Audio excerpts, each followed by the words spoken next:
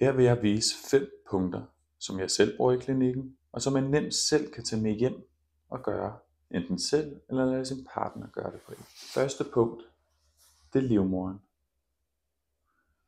Og livmoderen sidder hernede, så hvis man tager den her ankelknot og går lige ned her på siden af hælen.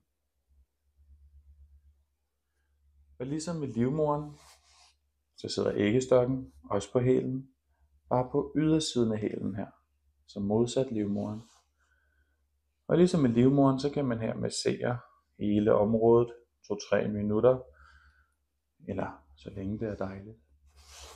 Og mellem æggestokken og livmoderen på den anden side af hælen, der løber æggelederen herop.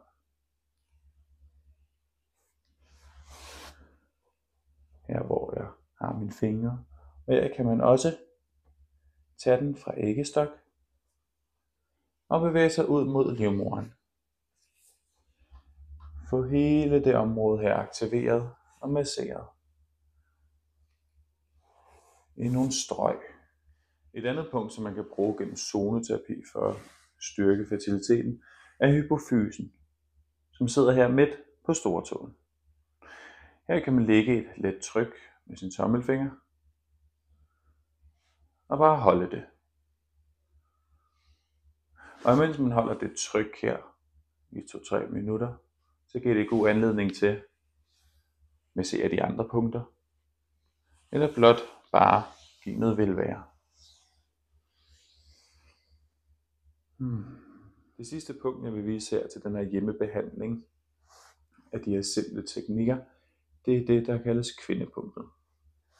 Og hvis man mærker den her lille ankelknot her, så tager man 4 af sine egne fingre op, og så der hvor lillefingeren er i det her tilfælde, der går du så ind lige under skinnebindsknoglen, og så masserer du det område.